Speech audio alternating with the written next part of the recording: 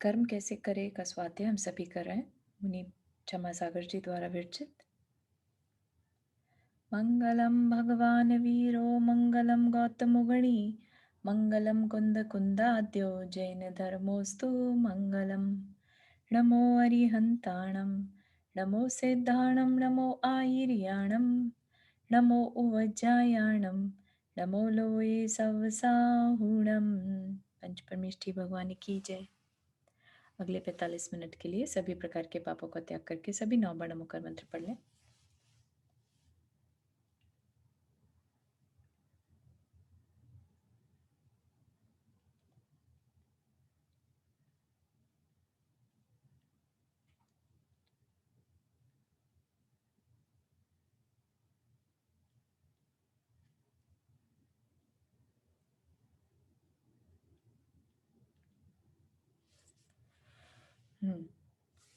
तो हमारा इसमें डिस्कशन चल रहा था, है ना। हम सभी सीख रहे हैं कर्म कैसे करें, है ना। कर्म करना सबको है, लेकिन कैसे करें ये होशियारी हमें सीखनी है।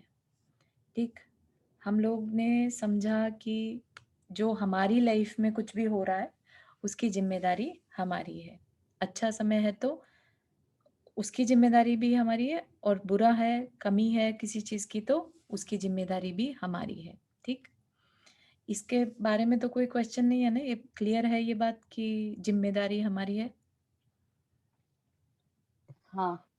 हम दूसरे को ब्लेम नहीं देते ना, कि अगर थोड़ी भी फीलिंग किसी के कारण हमारे को आ रही है तो इसका मतलब वो कर्म हमारा था।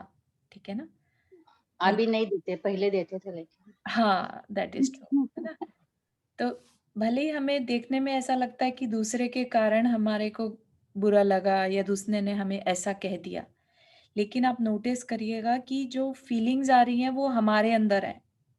एक पर्सन 4 लोगों को एक साथ गाली दे, ठीक, तो 4 लोगों के अंदर डिफरेंट डिफरेंट टाइप की फीलिंग आएगी। हो सकता है एक पर्सन उसको बेवकूफ समझकर माफ कर दे कि भाई ये तो बोलता ही रहता है, बड़बड़ाता रहता है। दूसरा पर्सन उसको सुने और एक कान से सुन के दूसरे से निकाल दे। तीसरा पर्सन हो सकता है उसको मन में रख ले, है ना, कि अभी तो बोलने दो, बाद में इसको मजा चखाएंगे, है ना। और चौथा पर्सन जो है, हो सकता है उसके इतना बुरा मान जाए कि रोने धोने मच जाए उसके। ठीक है ना। तो चारों पर्सन अलग अलग तरह से जो डील कर रहे हैं एक पर्सन के गाली देने से। तो इसका क्या मतलब है कि हर एक का कर्म का उदय अपना अलग अलग था। ठीक है, किसी का ज्यादा था, किसी का कम था, भले ही इंसिडेंट सब के साथ सेम हुआ। ठीक है ना। तो ये बात हमें बिल्कुल क्लियर समझ में आनी चाहिए कि कर्म जब फल देता है तो हमें कैसे पता चलता है कर्म फल दे रहा है।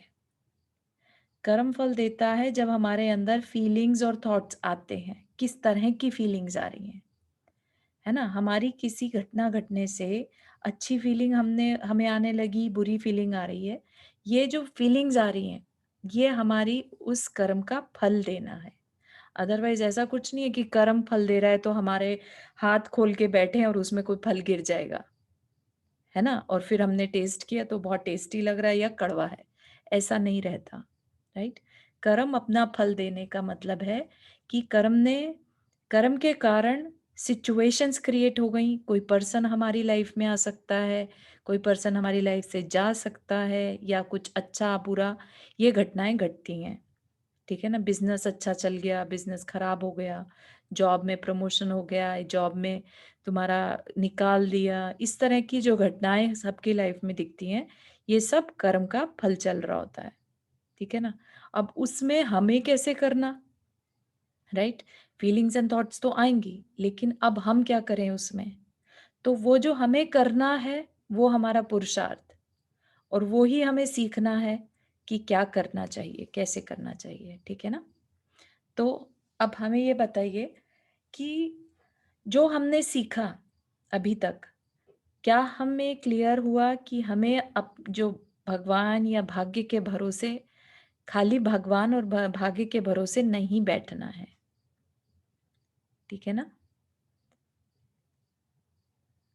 हमें क्या करना है, हमें जो फीलिंग्स और थॉट्स कर्म के थ्रू आ रही हैं उनको वॉच करना है और उनको वॉच करके अगर वो खराब है, तो उस खराब को बहुत ज़्यादा खराब से बचाना है, ठीक है ना? जैसे किसी को चोट लगती है, राइट?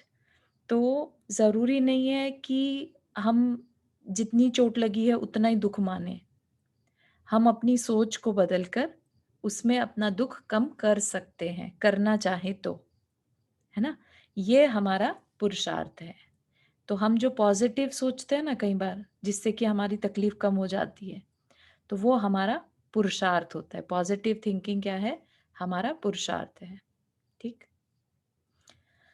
कर्म दोनों तरह के ये भी हमने समझ लिया था, राइट? कर्म संसारिक भी हैं जो हम संसार में दिन-रात लगे रहते हैं वैसा, और आध्यात्मिक कि भई हमें हमारी लाइफ़ के लिए, हमारी सोल के लिए क्या करना चाहिए। ये जो हम सोचते हैं, ये भी कर्म ही है, ठीक है ना? हमें दुनिया में कैसे बिहेव करना, क्या करना, कि पैसा कैसे कमाना, ये सारे डिसीज़न जो हम लेते हैं, ये भी कर्म है। और हम अपनी आत्मा के लिए क्या करें, क्या अच्छा है, क्या नहीं अच्छा है, ये भी कर्म है, सांसारिक और आध्यात्मिक, ठीक? अब हमारी चॉइस है कि हम इसमें से कौन-सा किस टाइम पर पसंद करते हैं। क्योंकि आचार्यों ने हमें क्या कह दिया? अर्थ, काम और अम, अर्थ पुरुषार्थ, धर्म पुरुषार्थ और काम पुरुषार्थ, ये 3 जो हैं, एक गृहस्थ के कार्य हैं, ठीक? अब इसमें से अगर हम 24 घंटे सिर्फ़ अर्थ में ही लगे रहें, अर्थ मतलब पैसा कमाना, राइट? तो अर्थ में ही लगे रहें तो ये भी हमारी चॉइस है, और हम इसमें डिस्ट्रीब्यूट कर दें, वो भी हमारी चॉइस है, ठीक है ना? तो इतनी चॉइस हमारी रहती है हमेशा। हम कहते हुए भले ही पाए जाएँ कि हम अरे! हमारे कर्म में लिखा था ऐसा ही होना है। अरे! हमारे कर्म में धर्म करना लिखा ही नहीं है। बहुत लोग ऐसे भी हैं जो ऐसे बोलते हुए पाए जाते हैं कि अरे! हमारे कर्म में धर्म करना लिखा ही नहीं है। या जैसे हम भारत से बाहर रहते हैं, राइट? तो हो सकता है हम ऐसा बोलने लगे कि अरे यहाँ पर तो साधु ही नहीं है, हम कैसे धर्म करें? या हमारे तो घर के पास में मंदिर नहीं है, बहुत दूर है, हम कैसे धर्म करें? तो एक्सक्यूज़ बनाने के लिए, या हम कोई भी, हमारा माइंड, ब्रेन कह सकता है, तो चॉइस हमारी है, ठीक है ना? तो इसलिए हमें ये देखना है कि हम कितनी होशियारी से कर्म के फल को ग्रहण करेंगे। ठीक है, तो ये होशियारी हमें सीखनी है। तो हमने पिछली क्लास में जब एक एग्जाम्पल लिया था पानी का, किसी को ध्यान है? पानी का एग्जाम्पल लिया था, पानी जो टंकी में पानी रहता है ऊपर, जैसे भारत में मेनली रहता है, यहाँ पर तो फिर भी टैप से आता रहता है, अपने को इकट्ठा करके रखने की ज़रूरत नहीं पड़ती, है ना? इंडिया में क्या रहता था कि हर घर में एक टंकी होती थी ऊपर, राइट? और जिस समय पानी अलाउ होता था आना, उस समय भर लिया जाता था, और बाद में जब उसे यूज़ करना है तब उसे यूज़ करते थे, है ना? तो उस हिसाब से हम देखें तो जब तक वो टूटी में खोल के हम पानी जब मर्ज़ी चाहे ले सकते हैं, है ना? लेकिन वो पानी ठंडा लेना है, गरम लेना है, ये चीज़ हमने समझी थी कि हमारे हाथ में है। कि ये जब तक फल देने को, अभी तक कर्म जब तक फल देने को तैयार नहीं है, सो रहे हैं या अभी हमारी सत्ता में है, तब तक मैं उन्हें नष्ट कर सकता हूँ, जब तक वो फल देने के लिए नहीं आए। थोड़ा बहुत उदय में आने लगे, तब भी हम उसे चेंज कर सकते हैं, ठीक है ना? तब तक भी उस समय भी हम उन्हें नष्ट कर सकते हैं। वे अपना फल दें उसके एक क्षण पहले तक, एक समय पहले तक हमारा वश है कि हम उन्हें परिवर्तित कर सकते हैं। परिवर्तित करने का क्या मतलब है? कि हम उनके फल देने की शक्ति, जैसे कि अ, एक कहानी चेंज आप लोगों ने सुनी होगी। हाँ, कुछ कह रहे हैं अनीता? चेंज करना, परिवर्तन बदलना है ना? बदलना, हाँ, हाँ, परिवर्तन करना मतलब बदलना, ठीक? तो एक स्टोरी आती है इसमें, शायद आगे भी सुनाएँगे भी वो स्टोरी। एक राजा का पुत्र है और एक मंत्री का पुत्र है, ठीक?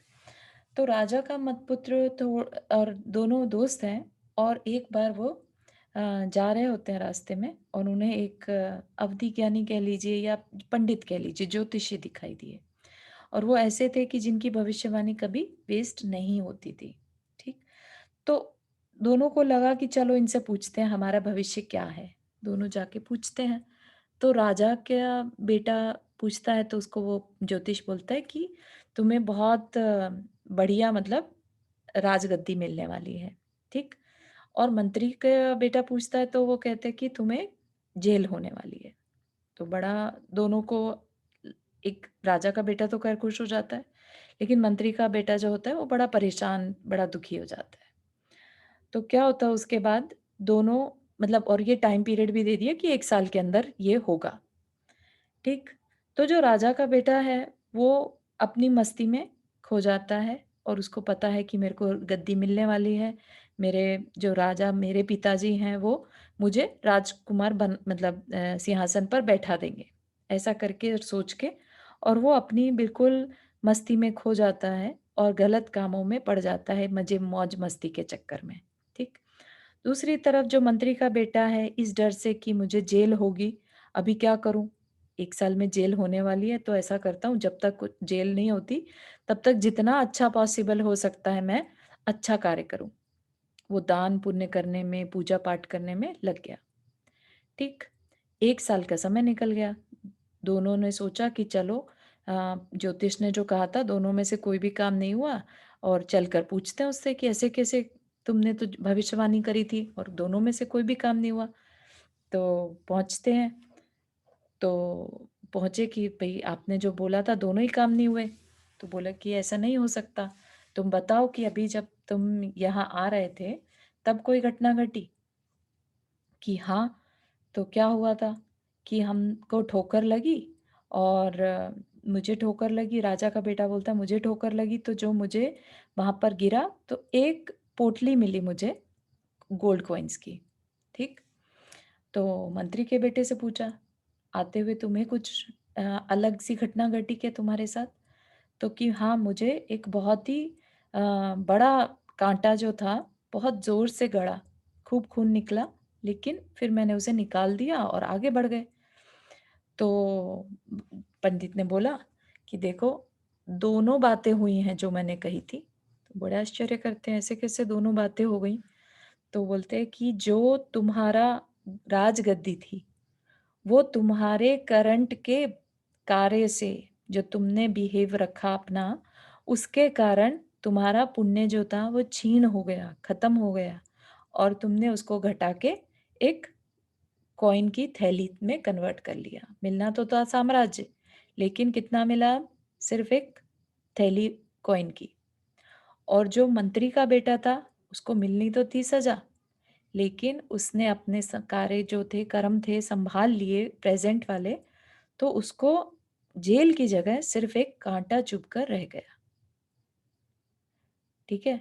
तो इस चीज़ को, इस स्टोरी को हमेशा याद रखिएगा, जब भी कोई घटना घटे लाइफ़ में, तो ये अप्लाई हमेशा होती है कि जो तकलीफ़ आई है, अपने अच्छे कामों से हम उसे उसके तकलीफ़ के ड्यूरेशन को या उसके फल देने की शक्ति को कम कर सकते हैं, ठीक है ना? उदय में आने के बाद भी वो कितनी देर तक तकलीफ देगी?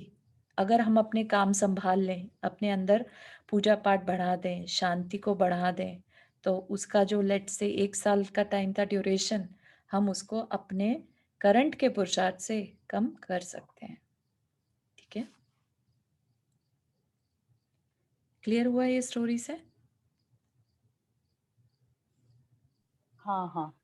हाँ, चारू जी आजकल भी ज्योतिषी बताते हैं ना, हुँ, हुँ। आगे क्या होगा हाँ, हाँ, करके। बिल्कुल। तो उससे हाँ, थोड़ा हम सावधान भी हो सकते हैं फिर उसकी वजह से। बहुत अच्छा, हाँ। हुँ। आजकल भी बताते हैं, कुछ लोग जो हैं इसमें क्या करते हैं कि घबरा जाते हैं। हाँ, हाँ। प्लैनेट्स हमें सिर्फ बताते हैं, इंडिकेशन देते हैं कि ऐसा समय आने वाला है, ठीक है ना? कितना बुरा या कितना अच्छा आएगा ये नहीं बता सकता कोई भी, हाँ, क्योंकि वो हमारे हाथ में राइट। है ना? तो वो चीज़ का हमेशा ध्यान रखिएगा कि ज्योतिष भी 100% सही नहीं बता नहीं सकता। रहते, हाँ। बिल्कुल सही। अच्छा, अब इसमें हमने ये तो चीज़ ठीक है समझ ली कि हम उसकी पोटेंशियलिटी यानी कि फलदान शक्ति को और ड्यूरेशन यानी कितनी देर वो हमारे को फल देंगे, इस चीज़ को बदल सकते हैं, ठीक? अब एक चीज़ और है कि हम कर्म के फल को, लेट्स से राजा का बेटा ही है, राइट?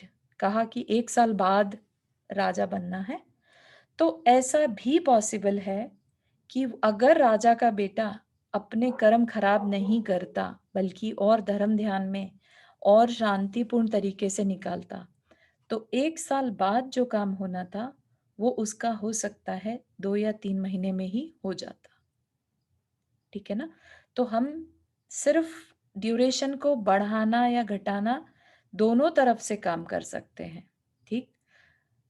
तो ये तो हो गई अच्छे के लिए बात कि भई अ, अच्छे के लिए हमने उसकी ड्यूरेशन को घटा लिया, तो समय से पहले उसने हमें अपना फल दे दिया। ऐसे ही हम अपने बुरे कर्म को बाद में जो आने वाले हैं बुरे कर्म, हम उनको थोड़े से धर्म ध्यान से समय से पहले बुला सकते हैं। अब उसमें क्या फ़ायदा है, हम क्यों बुलाएँ अपने बुरे कर्मों को पहले? सोचने की बात है ना? लेकिन मेन चीज़ क्या है? सोचिए, आज हमारी जैसी व्यवस्था है, फ्यूचर में क्या होगा हमें नहीं मालूम, है ना? लेकिन आज लेट्स से हम कंफर्टेबल हैं, अपनी लाइफ़ में कंफर्टेबल हैं और हम इतने समर्थ हैं कि शरीर भी चल रहा है, लेट्स से, है ना?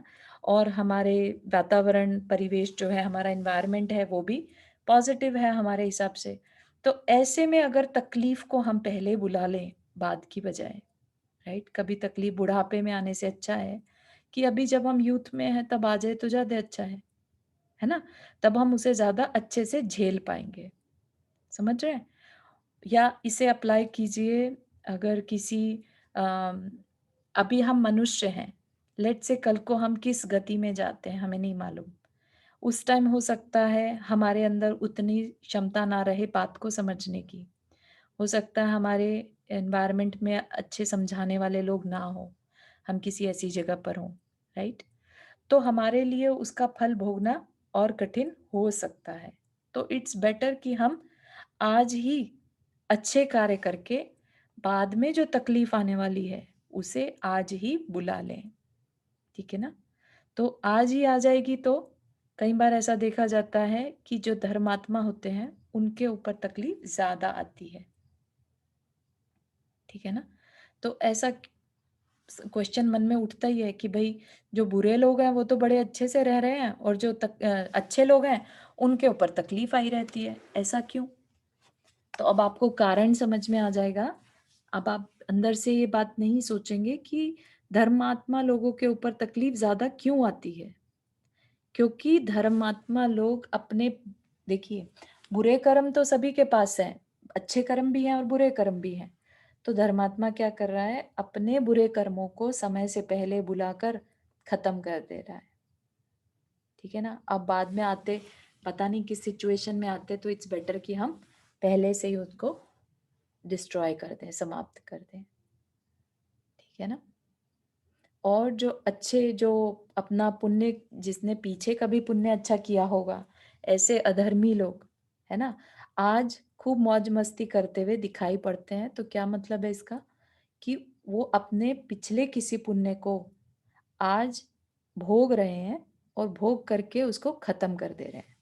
तो जब पुण्य खत्म होता है तो क्या होगा उसके बाद? पाप कर्म का उदय आएगा, है ना? तो ऐसा नहीं है कि उनके करंट के कर्म वेस्ट मतलब कुछ फल नहीं देंगे। वो अपने हिसाब से फल देंगे। तो कुछ चारू भी चीज़ वेस्ट नहीं जाती। हुँ, एक बार बता देना, धर्मात्मा के ऊपर ज़्यादा क्यों ये होता है? हाँ। तो हाँ, हाँ, धर्मात्मा के ऊपर ज़्यादा तकलीफ़ें आती हुई क्यों दिखती हैं? क्योंकि धर्म ध्यान करने से, धर्म ध्यान क्या है बेसिकली? धर्म ध्यान हमारे मन वचन काया की क्रिया है। हम अपने मन वचन काया की क्रिया को जब सँभालते हैं, अच्छे कार्य में लगाते हैं, उसे धर्म ध्यान कहते हैं, ठीक? तो धर्म ध्यान करने से, अच्छे विचार लाने से, हम अपने जो बाद में आने वाले कर्म थे, ठीक? उनका ड्यूरेशन चेंज करके उनको बाद में आने की बजाय पहले बुला लेते हैं। इसको उदीर्णा वर्ड कहते हैं, ठीक? तो हम अपने कर्मों की उदेरना कर लेते हैं, समय से पहले बुला लेना। ठीक है ना? तो इसलिए धर्म ध्यान से जो तकलीफ बाद में बड़ी होके आनी थी, अभी छोटी होकर निकल जाएगी। मेक ठीक सेंस? है, बहुत अच्छा समझा। हाँ। हुँ। है ना? तो ये बात अपन को कई बार लोगों को नहीं समझती, तो लो लगता है कि अरे धर्मात्मा तो तकलीफ में ही देखते हैं, जब देखो तब दुखी ही रहते हैं और हमें तो इससे अच्छे तो गुंडे लोग रहते हैं या जो अधर्मी लोग रहते हैं वो ज़्यादा अच्छे हैं, उनको ज़्यादा मज़े करते हुए देखते हैं अपन। लेकिन नहीं, ऐसा सोच अपने को नहीं रखना। ठीक है ना? धर्म ध्यान कभी वेस्ट नहीं जाता। अगर धर्म ध्यान करने के बाद भी हमारे ऊपर तकलीफें आ रही हैं, इसका मतलब या तो हमने बाद में आने वाले कर्म को पहले बुला लिया, ठीक? या हमने इतना पाप बांध रखा था कि आज इतना धर्म ध्यान करते हुए भी वो पाप हमारा पूरी तरह से गया नहीं है, तो हमें उसे तो भुगतना ही होगा, उसकी जिम्मेदारी हमारी है। तो लाइफ में कभी भी आप ये मानिए कि जो हम जस्टिस सिस्टम देखते हैं ना, वो भले ही ब्लाइंड हो सकता है, लेकिन कर्म का जो जस्टिस है वो कभी ब्लाइंड नहीं होता। इतना ज़बरदस्त ये कर्म का जस्टिस होता है कि उसमें किसी के लिए छूट नहीं है और कोई भी कर्म मन वचन काया से किया हुआ, चाहे वो एक-एक समय का हिसाब इतना ज़बरदस्त रहता है कि कुछ भी वेस्ट नहीं जाता। गलत किया है तो गलत रिजल्ट मिलेगा और अच्छा किया है तो अच्छा रिजल्ट मिलेगा ही मिलेगा। तो इस चीज़ का हमें बिलीफ जो है क्लियर होना चाहिए कि कर्म का जस्टिस कभी गलत नहीं होता। तो इसलिए एक जगह पढ़ने में भी आएगा, जो भुगते उसकी भूल। क्या मतलब? कि जिसकी लाइफ में तकलीफ आ रही है, राइट? वो उसकी खुद की, कभी उसने कुछ गलत किया होगा जो आज उसे भुगतना पड़ रहा है, राइट?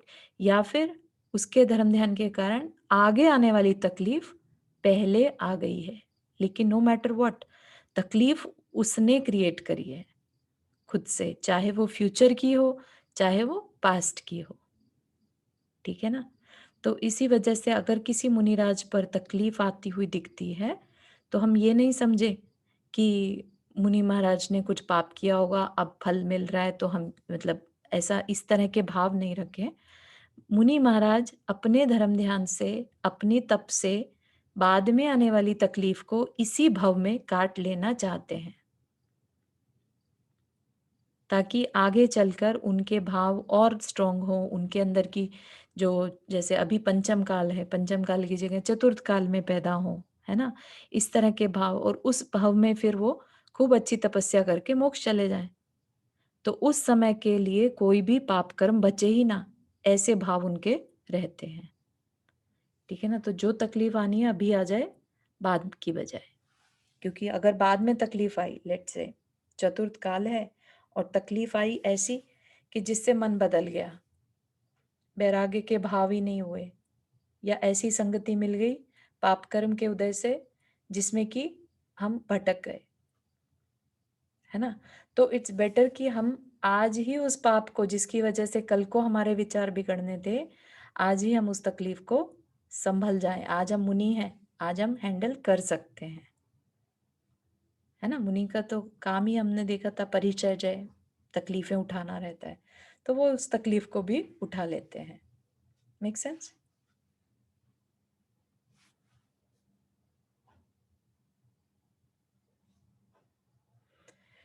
ठीक, तो हाँ, हाँ। हमने तो हमने क्या देख लिया कि पुरुषार्थ, जो कि चॉइस या सिलेक्ट करना, कि अब हमें जो तकलीफ आई है उसमें कैसा बिहेव करना। तो कैसा बिहेव करना वो हमारा पुरुषार्थ है। अच्छा बिहेव करना, बुरा करना, है ना? कैसा हमें रिएक्ट करना कि हमें रिस्पॉन्ड करना, ये सारी इस चीज़ की ज़िम्मेदारी हमारी है, उस पे हमारा कंट्रोल है। तो ये हमें विश्वास रखना है, ये आत्मविश्वास कि अपने बांधे गए कर्मों को अपने हाथ से चाहो जब नष्ट कर सकता हूँ, है ना? हम अपने बनाए हुए कर्मों को चेंज कर सकते हैं। तो इतना बिलीफ हमारे अंदर होना चाहिए। ठीक, तो ये वाला एग्जाम्पल सबको याद होगा कि जब टोटी खोल दी, भूल गए कि ठंडा पानी गिरेगा, अब क्या करना?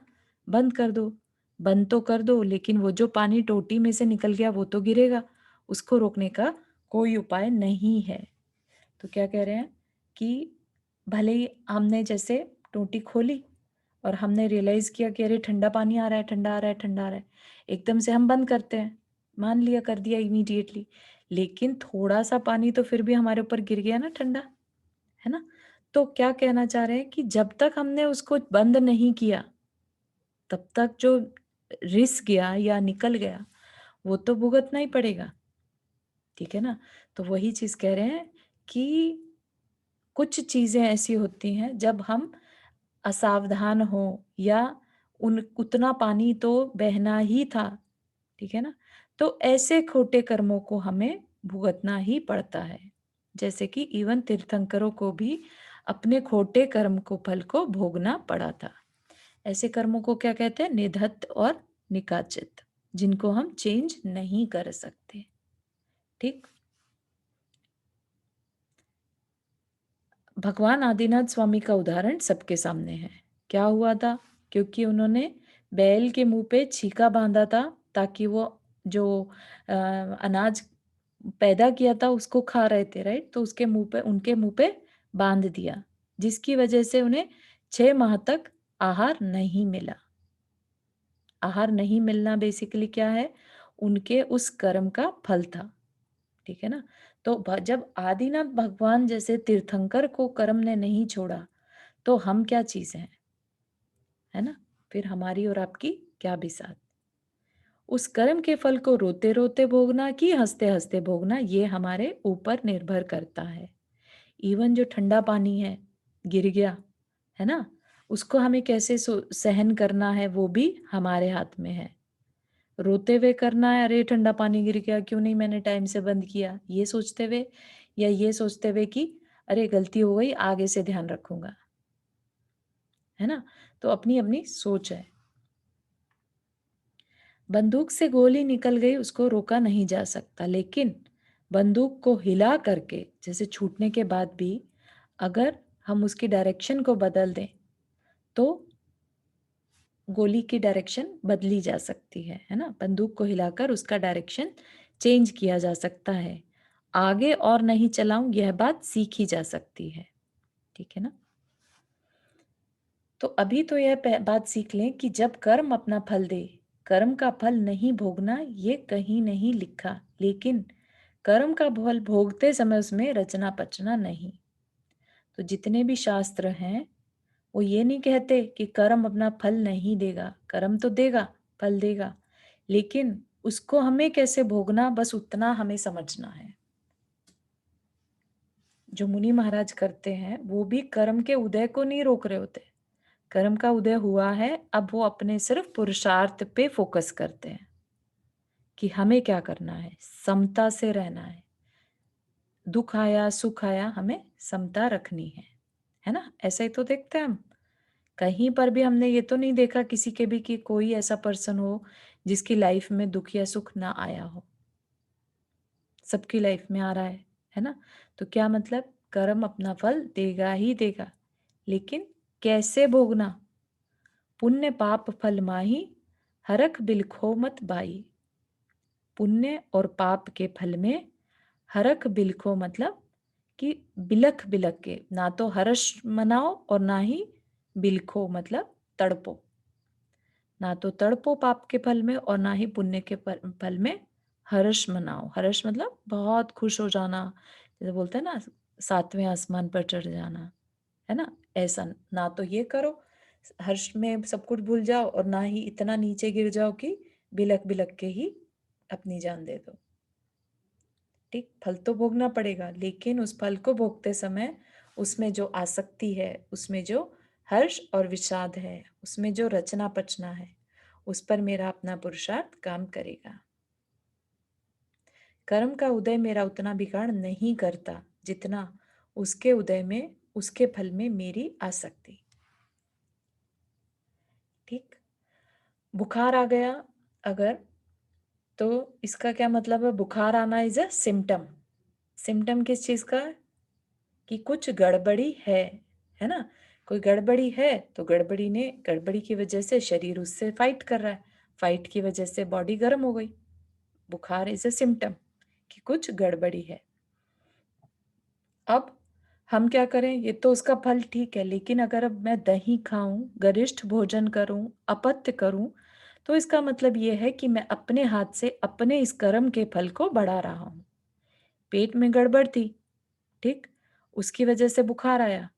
अब पेट की गड़बड़ी को ठीक करने के बजाय हमने क्या करना शुरू कर दिया? उल्टा-सीधा खाना शुरू कर दिया। तो क्या होगा? गड़बड़ी और बढ़ जाएगी। ठीक है ना? तो ये क्या कहना चाह रहे हैं कि कर्म के फल में पेट में गड़बड़ी हुई, बुखार आया और हमने क्या किया?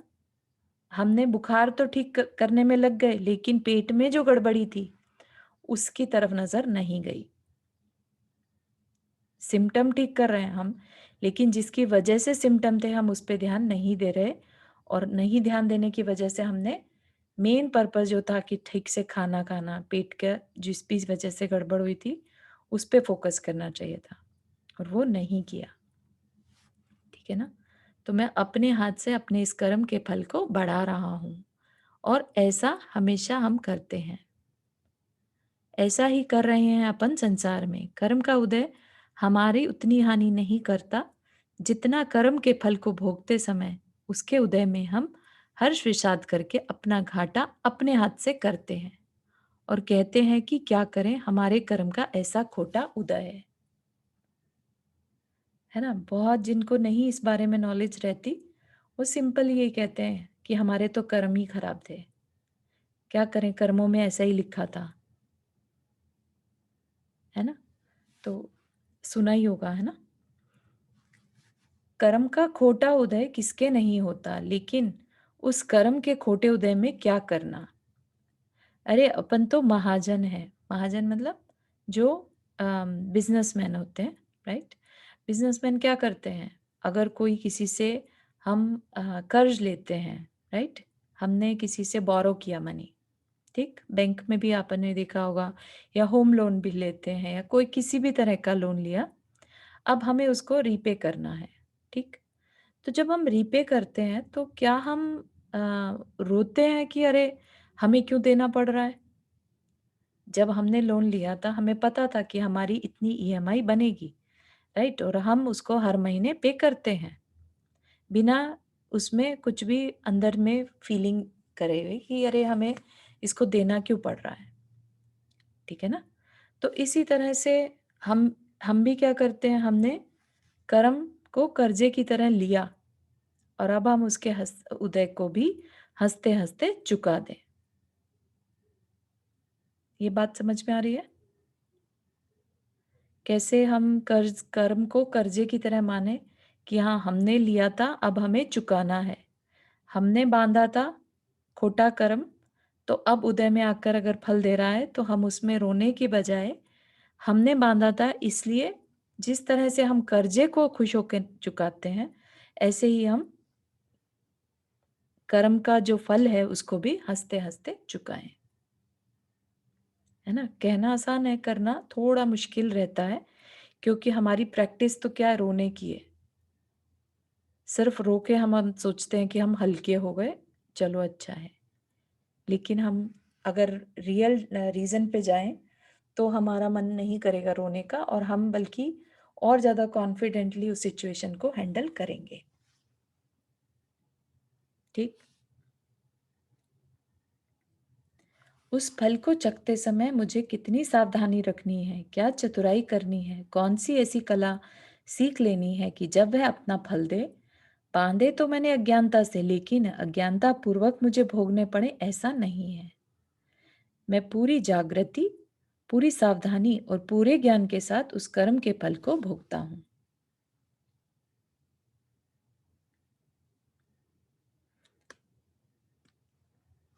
ठीक है? अ, आज क्योंकि अटेंडेंस कम है तो आज इतना ही रखें यहाँ पर, हाँ, ठीक है चारू।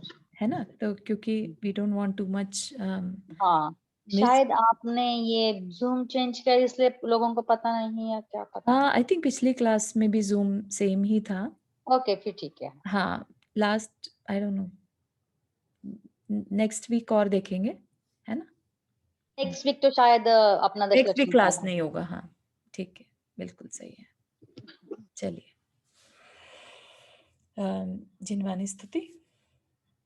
जा वाणी के ज्ञान से सूझे लोकालोक, सो वाणी मस्तक धरो सदा देत हो धोख। हे जिनवाणी भारती तो ही जपो दिन रैन, जो तेरा शरण आ गए सो पावे सुख चैन। 9 बार नमः में।